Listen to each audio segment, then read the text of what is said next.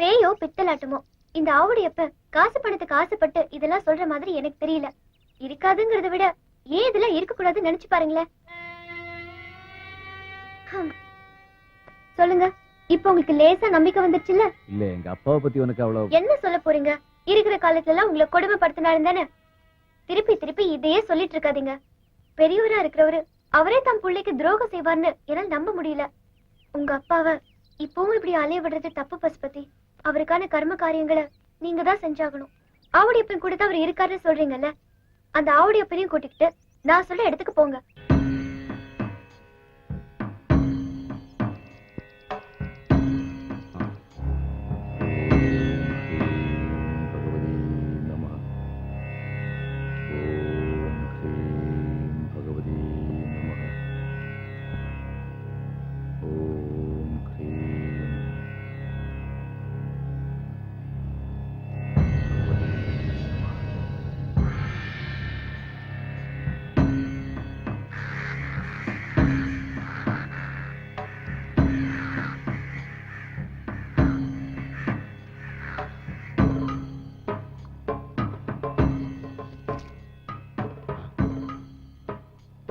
மரிச்சவர் ஜெனிக்கும், ஜெனிச்சவர் மீண்டும் மரிக்கும்.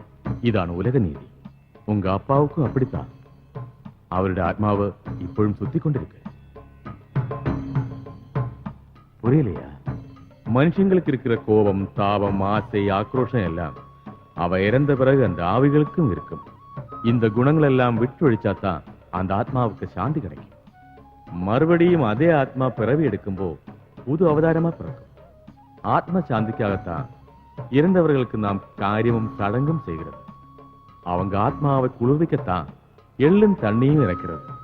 பிறவி எடுத்த ஒவ்வொருத்தருமே பெத்தவங்களுக்கு செய்கிற முக்கியமான கடமை இது. ஆனா நீங்க உங்க கடமை செய்ய தவறிட்டீங்க. அதுக்கு நான் இப்படி காரணமா இருக்க முடியும்? அதுல தெரிஞ்சுக்க கூடிய வயசு கூட எனக்கு அன்னைக்கு ஆகலையே. பெரியவங்களா இருந்து யாரும் சொல்லியிருக்கணும். ஆனா அப்படி யாரும் இந்த விஷயத்தை சொல்லலையே சாமி. அது மட்டும் இல்ல, எங்க அப்பாவை நான் தான் கொன்னதாக சொல்லி ஊரே என்ன துரத்துச்சு. அப்போ அந்த வயசுல ஓடி வரத்தை தவிர வேற எந்த வழி எனக்கு தெரியல. சாமி, நாங்க கேட்க வந்த விஷயம் முக்கியமான ஒன்று இருக்கு. அண்ணாமலை எப்படி செத்தாருன்னு அவருக்கே தெரியல. அவரை யார் கொண்டிருப்பான்னு கொஞ்சம் கண்டுபிடிச்சு சொல்ல முடியுமா?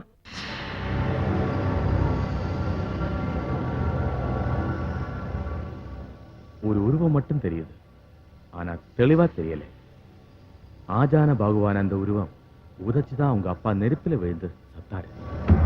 அப்படின்னா அது யாரா இருக்கும் பசுபதி? எனக்கு தெரியல. முயற்சி பண்ணி பாருங்க, உங்களால தான் அது ஆரந்து கண்டுபிடிக்க முடியும். அதுக்கு முன்னாடி இறந்து போன உங்க அப்பா அண்ணாமலைக்கு நீங்க தேவச காரியங்கள் பண்ணணும். அதுக்கான நாள் நெருங்கிக்கிட்டே இருக்கு. வர்ற வளர்பிறை ஏகாதசி தேதி சுக்லபட்சத்துக்குள்ள முடிக்கணும். இருந்தவங்களை மனசில் நினைச்சிட்டு அவங்கள மாதிரி ஒரு உருவத்தை செய்து யாக குண்டத்துக்கு பக்கத்தில் வச்சு கர்மகாரிகள் செய்யணும். சந்தனத்தை அந்த உருவத்துக்கு பூசி ஞான் சொல்லி கொடுக்கிற மந்திரங்களை எல்லாம் சொல்லி எள்ளும் தண்ணியும் இறைக்கணும். அப்பதான் நிம்மதி இல்லாம அலைகிறவங்க அப்பாவோட ஆத்மா சாந்தி அடையும். இதுல கவனிக்க வேண்டிய முக்கியமான ஒண்ணு, சாங்கியம் நடக்கிற இடத்துக்கு ஏதாவது எதிரிகளோ தீய சக்திகளோ வரக்கூடாது. அவங்களால நீங்க செஞ்சு வச்சிருக்கிற பொம்மைக்கு ஆபத்து வரலாம். அதை கலைக்கு அவங்க போராடுவாங்க. நீங்க அதை தடுத்தே தீரணும். இதெல்லாம் எங்க செய்யலாம், எப்படி செய்யலாம்னு நீங்க கேட்கலாம். எந்த இடத்தில் அவர் உயிர் போயதோ அதே இடத்தில் பண்ணணும். காலம் ரொம்ப கம்மியா இருக்கு. அதனால அதுக்கு வேண்டிய ஏற்பாடுகள் எல்லாம் உடனே பண்ணுங்க. தைரியமா போங்க. பகவதி அம்மா உங்களுக்கு பக்க துணையா இருப்பாங்க.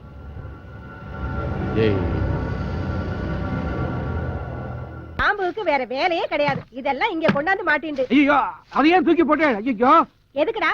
திஷ்டி பரிகாரம் மாதிரி. அது திஷ்டி பரிகாரம் இல்ல, ஆவி பரிகாரம். அதையே தூக்கி போட்டேன். எங்க? அங்கதான் எங்கேயே போட்டு தேடி எடு. வர வர குமுதத்தோட தருவா, வாங்கி மாமி.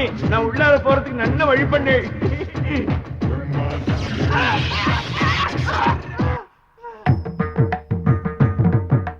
அங்கே இருக்க நீ ஆத்துக்காரர் உயிரோட இருக்கும் போதே எங்களை பல பேர் மதிக்க மாட்டேங்கிறான். ஆனா நீயோ செத்து போன ஆம்படியான மனசுல நினைச்சுட்டு நாங்களாம் சுமங்கலியா இருக்கணுங்கிறதுக்காக இப்படி பூஜை புனஸ்காரம் பண்ணிட்டு இருக்கியே. நோக்கு எவ்வளவு பெரிய மனசுடி. பெரிய மனசா? அடி பாவி, ஒரு துண்டு ஜாக்கெட் பிட்டுக்காக எவ்வளவு பெரிய பொய்ய சொல்ற. இத பாருங்க, ஆத்துல எல்லாருக்கும் சாப்பாடு ஏற்பாடு பண்ணிருக்கேன். இருந்து சாப்பிட்டுட்டு தான் போகணும். அம்மா, அம்மா, அம்மா. என்னம்மா? ஒரு சந்தோஷமான விஷயம். பசுபதியோட பூர்வீக சொத்து ஊர்ல இருக்கோ இல்லையோ அதை கேப்சர் பண்றதுக்கு கேஸ் போட முடிவு பண்ணிருக்காங்க. அந்த கேஸ் நான் தான் எடுக்க போறேன். அப்படியா? நல்லா யோசிச்சு தானே இந்த முடிவு எடுத்திருக்கீங்க. ஏன்னா நீங்க கேஸ் போட சொல்றது அழகனாச்சியார் பேர்ல. யார் அவங்க? 1000 ஏக்கர் நிலத்தை 5000 ஏக்கர் ஆக்கி 4 போக நஞ்ச பஞ்சியோட யானை கட்டி போராடிச்சிட்டு இருக்காங்க. அவங்க பேர்ல கேஸ் போட சொல்றீங்க, பாத்துக்குங்க. இது பாருங்க சார், சந்தேகம் சாட்சிக்கு இருக்கலாம், வாதாடுற வக்கீலுக்கு இருக்க கூடாது. நல்லா சொன்னமா. இந்த பாருங்க வக்கீல் சார், கேஸ் கொடுத்தது நாங்க, பீஸ் கொடுக்க போறது நாங்க, வாதாட போறது மட்டும்தான் நீங்க. அது எங்களுக்காக, நாச்சி அம்மாவுக்காக இல்ல. இத மனசுல வச்சுக்கிட்டு வாதாடுங்க. ஓஹோ, ஆனது ஆகட்டும். குட்டியை குழப்பினா தான் மீன் பிடிக்க முடியும். நீங்க நோட்டீஸ் அனுப்புங்க, ஆக வேண்டியதை நாங்க பாத்துக்கிறோம்.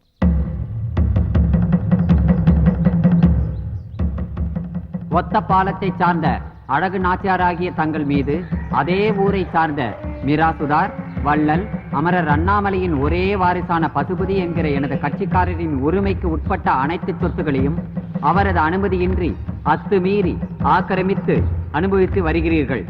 அவருக்கு சொந்தமான சொத்துக்களை சட்டபூர்வமாக சமர்ப்பிக்கும் பொருட்டும் நோட்டீஸ் கண்டும் சட்டத்திற்கு புறம்பாக செயல்பட்டால் உடனடி நடவடிக்கை எடுக்கப்படும் என்றும், நோட்டீஸ் கண்ட 15 நாட்களுக்குள் தங்கள் பதிலை தாக்கல் செய்ய வேண்டும் என்றும் இதன் மூலம் தெரிவிக்கப்படுகிறது. நோட்டீஸ்ல இருக்கிற தகவல் அவ்வளவுதான் தங்கச்சி. அதெல்லாம் பெருசா எடுத்துக்கிற அளவுக்கு ஒண்ணும் இல்ல. ஓடி போனவன் தான் உயிரோட இருக்கேங்கிறத இந்த நோட்டீஸ் அனுப்பி நமக்கு ஞாபகப்படுத்திருக்கான். அவன் தான் நமக்கு முக்கியமே தவிர இந்த நோட்டீஸ் இல்ல தங்கச்சி. அவனுக்கு எதுக்கு நம்ம பதில் அனுப்பணும்? குடு, கிழிச்சு போட்டுறேன். இந்த சொத்து பத்தெல்லாம் யாருக்கு வேணும்?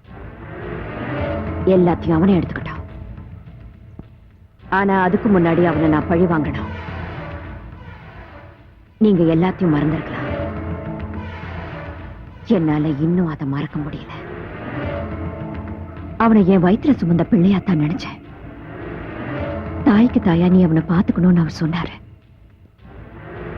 ஆனா அவனே என் தாலியை பறிச்சிட்டான். அதை எப்படி என்னால மறக்க முடியும், மன்னிக்க முடியும்? பழசெல்லாம் எதுக்கு தங்கச்சி? நினைக்க நினைக்க வேதனை தான் மிஞ்சும். இந்த கட்ட உசுரோட இருக்கிற வரைக்கும் அந்த நெருப்பு அழியாது. பெத்த தகப்பன்னு கூட பார்க்காம அவரை நெருப்புல தள்ளிட்டு ஓடுனானே, அவர் கத்துனதும் கதர்னதும் இன்னும் என் கண்ணுக்குள்ளேயே நிக்குது.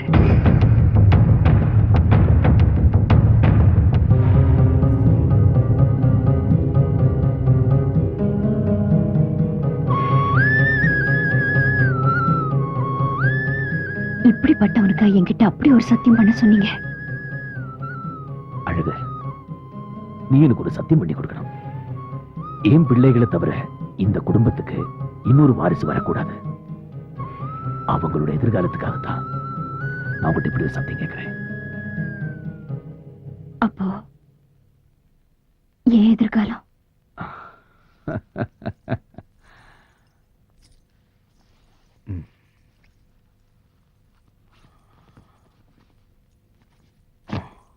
உன் எதிர்காலத்துக்கு நான் இருக்கேன். இனிமே எனக்கும் என் பிள்ளைகளுக்கும் நீ மட்டும்தான். சத்தியம் விடக்கூடாது.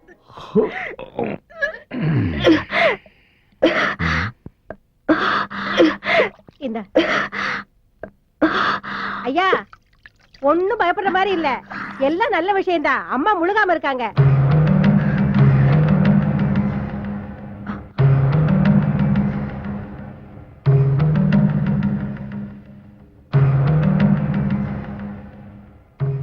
அவ சொன்னது உண்மையா? கேட்கிறேன் இல்லையா, சொல்லு.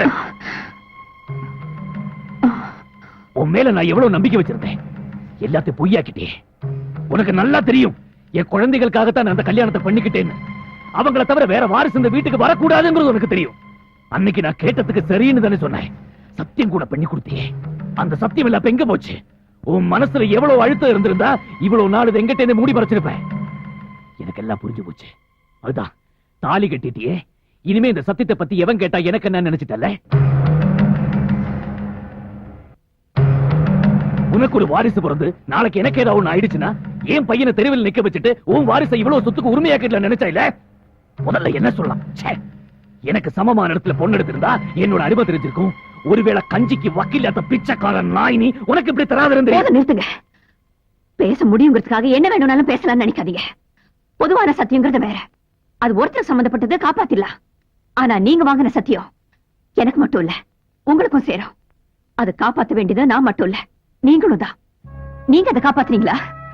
என்ன சொன்னீங்க? உங்க புள்ளைய நடுத்தருல நிக்க வச்சுட்டு என் வாரிசுக்கு உரிமை கொண்டாடுவேன்னா அந்த எண்ணம் இது வரைக்கும் எனக்கு இல்ல. ஆனா இப்ப நீங்க சொன்னீங்களே, அதுக்கப்புறம் தான் எனக்கு தோணுது. நீங்க கல்யாணம் பண்ணிக்கிட்டது உங்க பிள்ளைங்களுக்காக மட்டும் இல்ல, உங்க ஆசைகளை தீர்த்துக்கிறதுக்காக ஒரு பொம்பளை தேவைப்பட்டுச்சு. அதுக்கு பொண்டாட்டிங்கிற பேர்ல என்ன கல்யாணம் பண்ணிக்கிட்டீங்க. வார்த்தைக்கு வார்த்தை சத்தியம் சத்தியம் சொல்றீங்களே, அது மீறினது நான் மட்டும் இல்ல, நீங்களும் தான். அவர் பிள்ளைங்க நல்லா இருக்கணுங்கிறதுக்காக என் வயிற்றுல வளர்ந்த கருவை கூட அழிச்சு, யார் மேல அவர் உயிரையே வச்சிருந்தாரோ அவனே அவருடைய உயிரை எடுத்துட்டான்.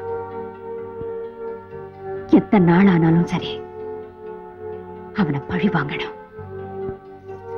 அதுக்கப்புறம் தான் அவர் இறந்த இடத்துக்கு போய் இந்த பூவையும் பொட்டியும் தூக்கி எறியணும்னு வைராக்கியத்தோட இருந்தேன். நான் நினைச்சது 22 வருஷம் கழிச்சு நடக்க போகுது. இனி அவனை விட மாட்டேன்.